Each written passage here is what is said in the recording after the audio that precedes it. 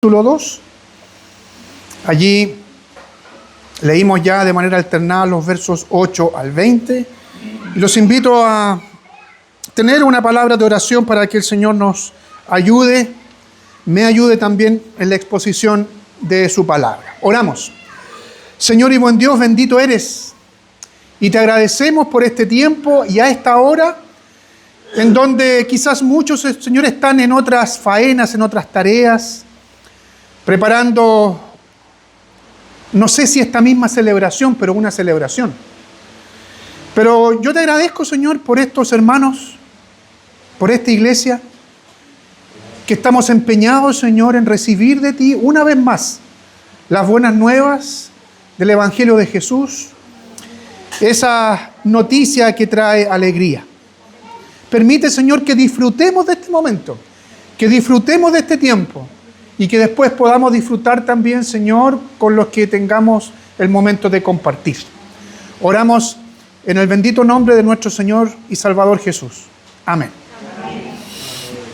Muy queridos hermanos, hasta aquí todos los mensajes que he compartido con ustedes referente al Adviento y a este periodo de Navidad han tenido en común un par de cosas. Si ustedes han estado si no en los tres, en los otros dos, el Evangelio transmite buenas noticias.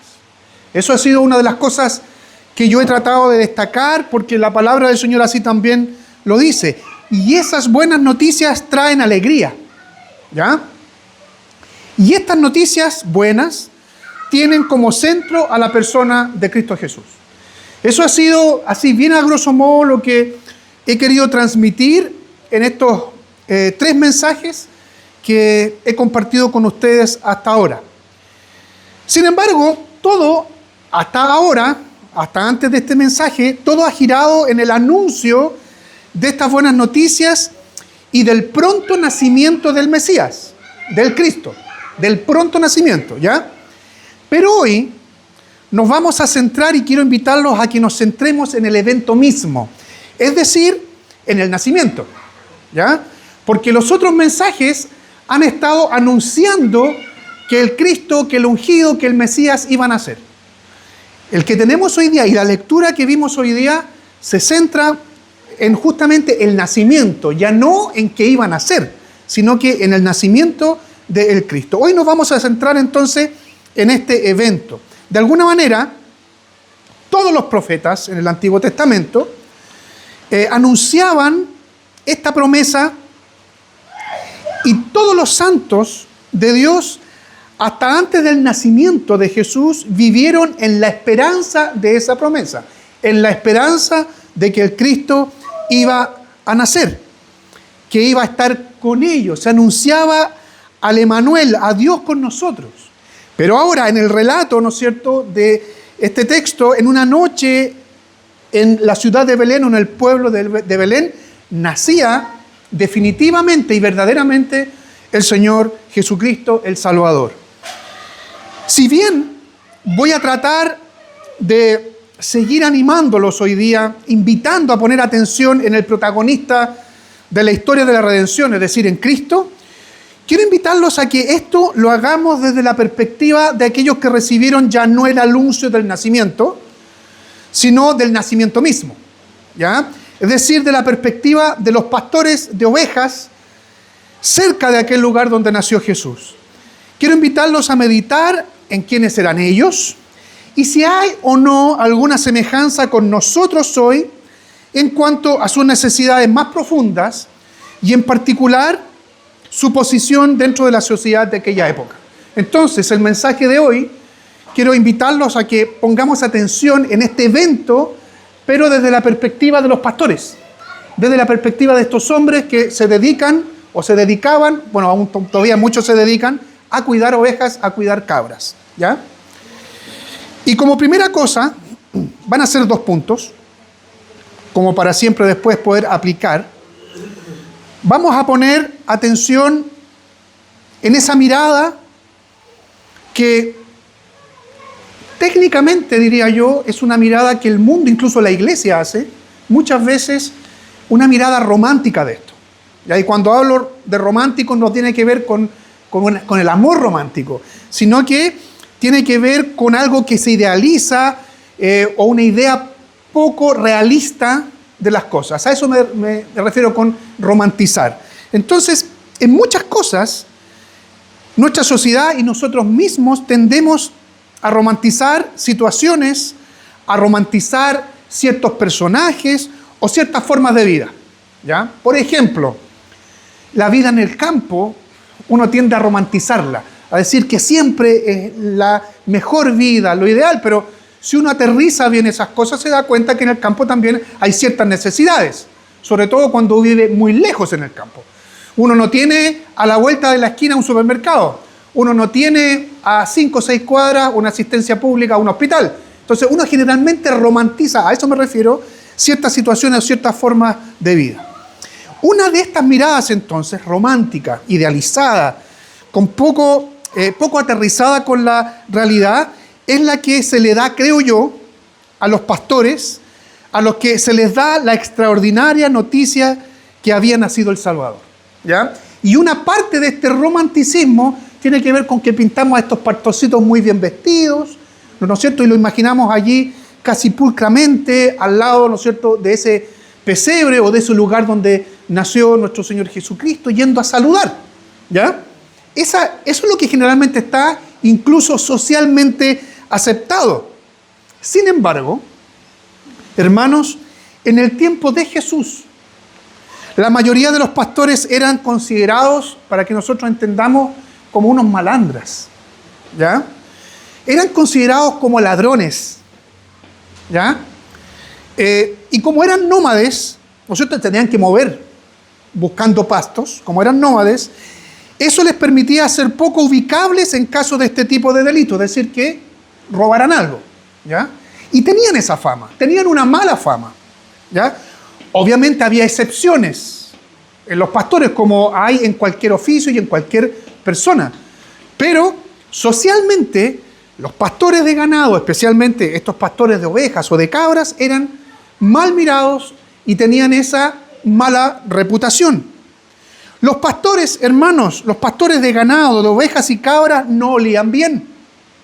El olor a carnero o a chivato no es muy agradable. Y quienes conocen de esto de manera especial son mis hermanas aquí del campamento. Si no, pregúntenle, acérquense al tío Gualo cuando anda entre medio de las cabras, ¿no es cierto? No es agradable, ¿no es cierto? Es un olor fuerte, ¿ya? Entonces, los pastores de aquella época también. No es que haya cambiado o hayan cambiado las ovejas o hayan cambiado las cabras. Sigue siendo esto exactamente igual. Además, esto que tiene que ver con la cercanía y con el olor de los animales, que por cuestiones prácticas, generalmente, a diferencia de lo que conocemos nosotros hoy día aquí, los pastores de ganado, estos pastores dormían entre el ganado. Hasta el día de hoy, sobre todo en las regiones más al oriente de nuestra, ¿no es cierto?, de la tierra, estamos hablando de, por ejemplo, Turquía, en todos esos países asiáticos, los pastores duermen entre las ovejas y entre las cabras, principalmente porque deben cuidarlas de los depredadores. No es el caso que tenemos acá, que generalmente se arma un piño, se arma un corral y se guardan adentro y el pastor puede estar ahí en una carpita, en lo que sea, debajo de una ramada.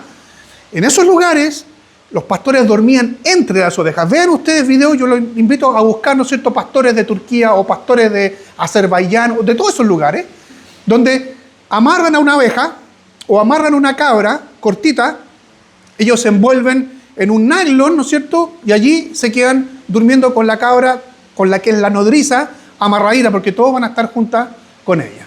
Entonces, los pastores no huelen bien. Y esto último, esto de no oler bien y de estar en constante contacto con el ganado, de manera muy especial, los hacía despreciables para quienes eran, lo voy a poner entre comillas, religiosos. ¿Por qué? Porque eran considerados ritualmente impuros. ¿Ya? Estaban en contacto con, voy a hablar a calzón quitado en este sentido, estaban hediondos a pichí, que es lo más fuerte, la caca nunca tanto, pero olor a pichí. Entonces, los excrementos los hacían ritualmente impuros. No podían acercarse a los lugares donde comúnmente se rendía culto. Era imposible para ellos, eran, en ese sentido también, tenidos en menos y eran despreciados. Entonces, Dicho esto, entendemos ahora, creo, con mayor claridad, que los pastores, fueran o no dueños de ese ganado que estaban cuidando, eran mal mirados y rechazados socialmente. Se nos quitó entonces esa mirada, como yo digo, romántica o romantizada de estos pastores que recibieron esta noticia según el texto que leímos en el Evangelio de Lucas. ¿Ya? Estas consideraciones nos deben hacer meditar entonces en ¿qué cosa? ¿Cuál sería la razón de que esta noticia tan importante se les comunicara a este tipo de personas? No sé si se han puesto a pensar en esto. Una noticia trascendental para la humanidad, trascendental para el pueblo de Israel y para nosotros también entendemos hoy día, se le comunicó a personas que eran despreciadas y que eran tenidas, como dije, como malandras, como sospechosos. A ellos se les anunció. Pensemos, aterrizando esto un poco más, qué extraño sería, por ejemplo, que hoy una noticia trascendental se le comunicara primero a un grupo de personas que viven del macheteo y debajo del puente Empivero, en vez de las personas más importantes. Por ejemplo, algo así como la noticia de los resultados de la última elección presidencial, la conocieran primero esas personas que se dedican a machetear y que viven debajo del puente Empivero, en vez de los mismos candidatos presidenciales o de los comandos. Sería absurdo. Bueno, así de absurdo, aparentemente, es lo que encontramos en el Evangelio de Lucas. La noticia del nacimiento de Cristo Jesús se les dio a personas que nadie pensaba ni se imaginaba que eran los primeros que la iban a recibir. Despreciados y rechazados por la sociedad por todas esas cosas que yo les dije antes. Y como segunda cosa, segundo punto hoy día, el anuncio es: les ha nacido un Salvador. Y esto, entre muchas cosas, yo quiero centrarme en lo más importante, es que la salvación, aunque parezca obvio lo que voy a decir, la salvación es para los necesitados. ¿A qué me refiero con esto? Me refiero a los que necesitan de un Salvador. La salvación es para los que necesitan de un Salvador. Y alguien que irá, a lo mejor se está preguntando, bueno, ¿y quién no necesita de un Salvador? Estoy diciendo algo que parece contradictorio. O sea, la salvación son para los necesitados. Sí. Ahora la pregunta es, ¿y quién no necesita de un Salvador? Bueno, hermanos, hay miles, millones de personas que creen que no necesitan un Salvador. Aquellos que no necesitan un Salvador son aquellos que no creen que hay un Dios y Señor que es santo y que ellos son pecadores. Nosotros le llamamos a esas personas incrédulos, ¿verdad? ¿Sí? ¿Están de acuerdo conmigo, no? Bueno, esas personas creen que no necesitan un Salvador y por lo tanto creen que no son necesitados. Aquellos que no necesitan un Salvador son aquellos que viven en un sistema de religión, incluso cristianos, entre comillas, y creen que existe además un Dios, pero que en la práctica no es ese Dios ni Salvador ni Señor.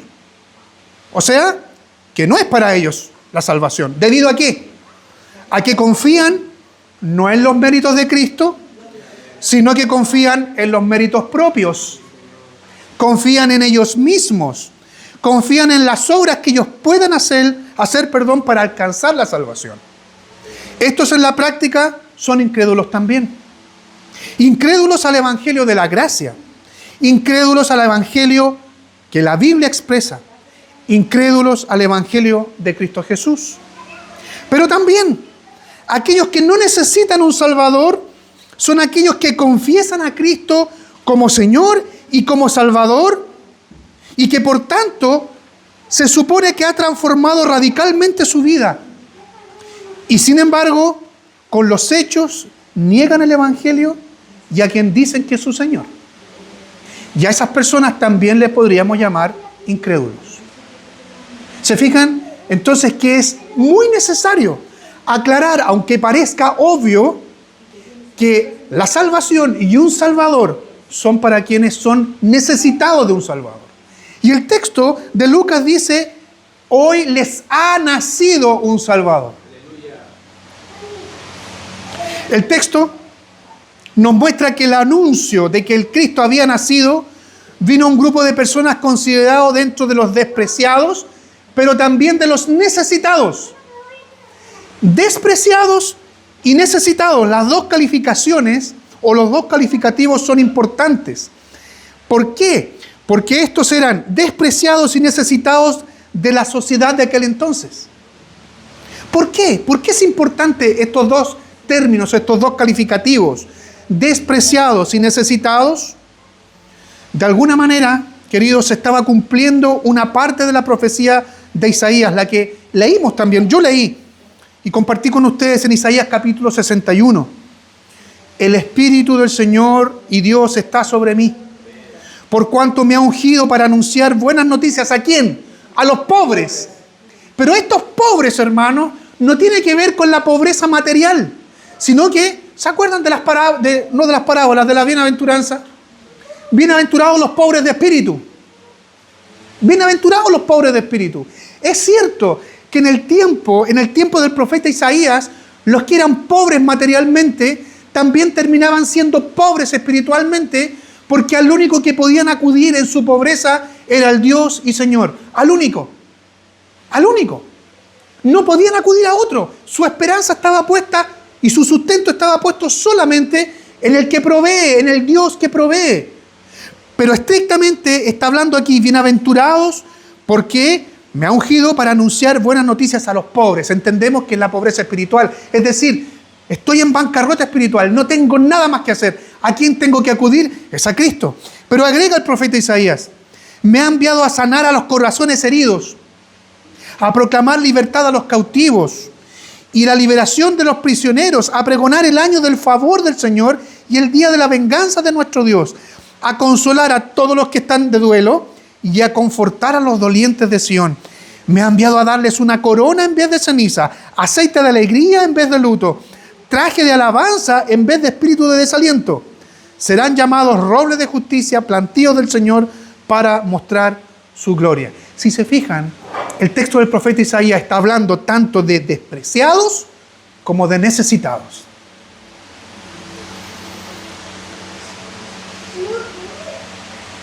En el Evangelio de Mateo, y concordando con Isaías, cuando le preguntaron al Señor Jesucristo, los discípulos de Juan, ¿eres tú el Cristo? ¿Eres tú o esperamos a otro? ¿Qué les dijo Jesús a ellos para que le fueran a decir a Juan?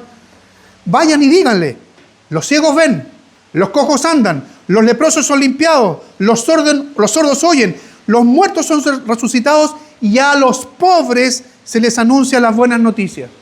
Díganme si estas características de estas personas que le dijo Jesús no son de necesitados que urgentemente andan buscando la ayuda, valga la redundancia, necesaria para poder salir de esas circunstancias extremas en las que están. Entonces, la pregunta es, ¿eran los pastores necesitados de las buenas nuevas de un Salvador? ¿Eran estos que yo les dije y las características que tenían en aquel tiempo, eran necesitados de las buenas nuevas de un Salvador? Sí, claro que sí. Y por eso el Evangelio llegó a ellos, cumpliéndose la profecía de Isaías. De hecho, el verso 15, y aquí tenemos las razones de por qué eran necesitados. El verso 15 nos dice que sí eran necesitados porque, acogieron con fe esta noticia. ¿Qué dice el verso 15? Cuando los ángeles volvieron al cielo, los pastores se dijeron unos a otros, vayamos a Belén y veamos esto que ha sucedido y que el Señor nos ha dado a conocer. O sea, creyeron. Eran necesitados, se les anunció que les había nacido el Salvador y ellos fueron.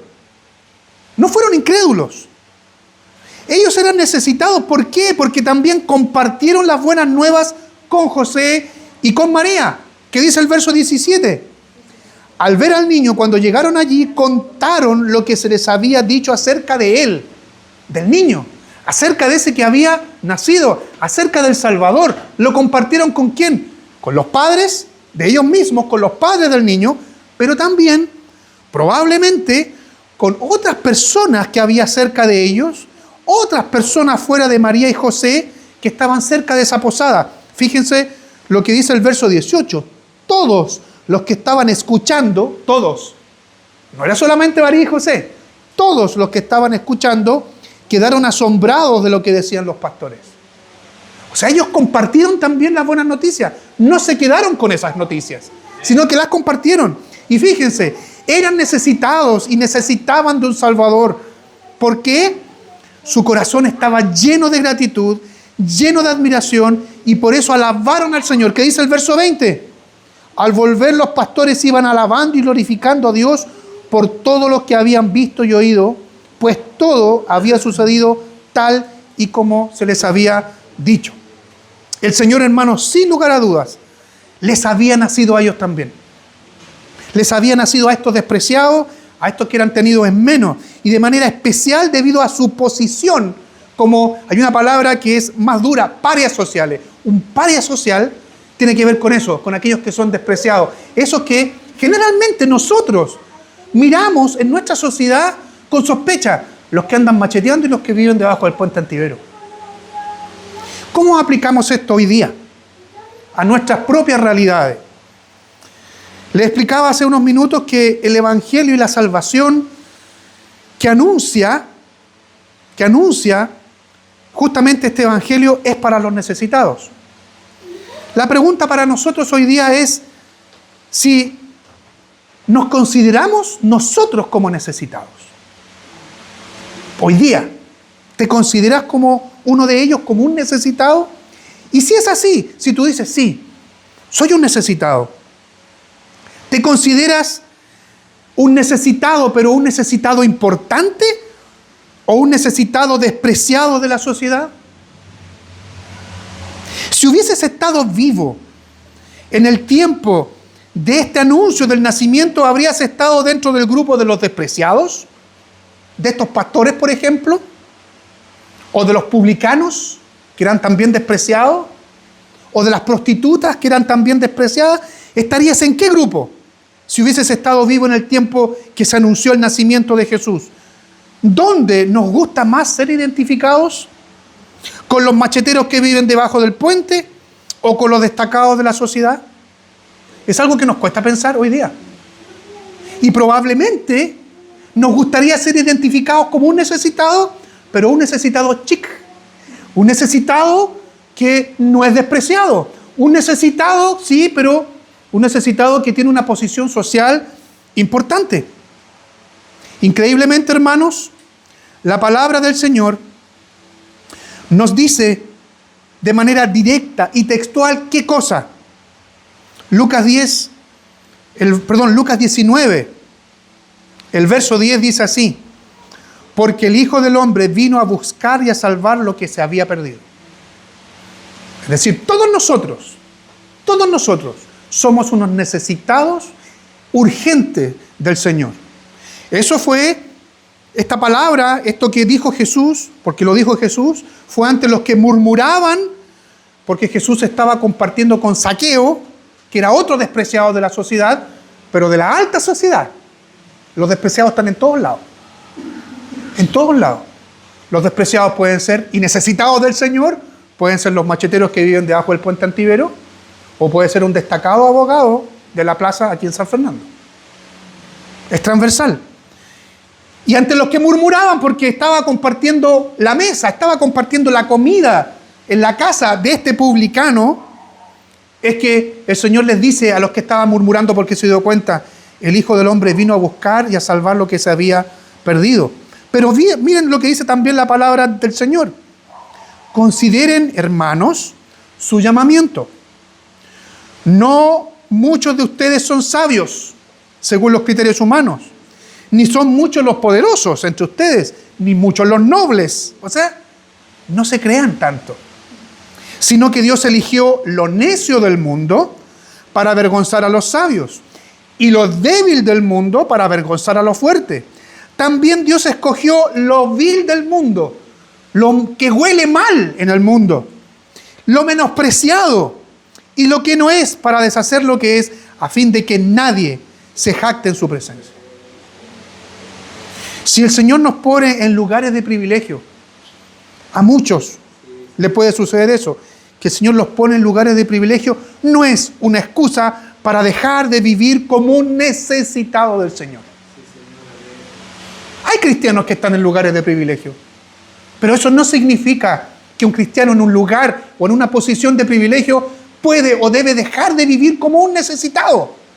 Eso es lo que nos muestra también el Evangelio, a propósito, como lo dije en un principio, desde la perspectiva de estos malolientes y despreciados pastores.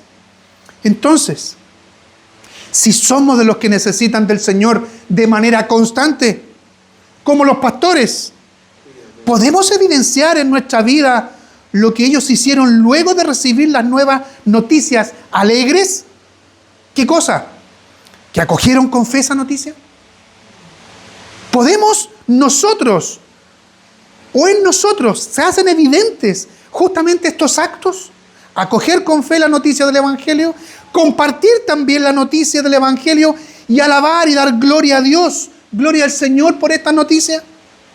Hermanos, si esto no lo vivimos así, si esto no lo vivimos como estos pastores, debemos arrepentirnos y comenzar a vivir de manera sencilla pero radical, de manera que otros sepan lo que el Evangelio de Jesús hace en hombres y mujeres necesitados. Si nosotros no vivimos de esta manera, estaremos diciendo y diciéndole al mundo que no necesitamos de un Salvador, que no necesitamos de este Cristo que vino a nacer entre nosotros, vino a nacer entre el pueblo, vino a nacer y se vino a ser uno de ellos, uno de nosotros. Estaremos diciendo, no soy un necesitado. Queridos, que en esta Nochebuena, que en esta Navidad, podamos reflexionar y podamos meditar en esto desde la perspectiva de los pastores. Si no vivimos cada Navidad y cada día de nuestra vida como un necesitado, pero también como un despreciado, porque como dice la Escritura, no se crean que ustedes son muy capitos, muy nobles, sino que ustedes fueron elegidos antes porque eran despreciados. Lo vil del mundo escogió Dios. Lo menospreciado del mundo escogió Dios. Eso somos nosotros. Insisto, pero si el Señor te pone a ti en un lugar de privilegio, sigue viviendo como un necesitado del Señor. Que el Señor nos bendiga.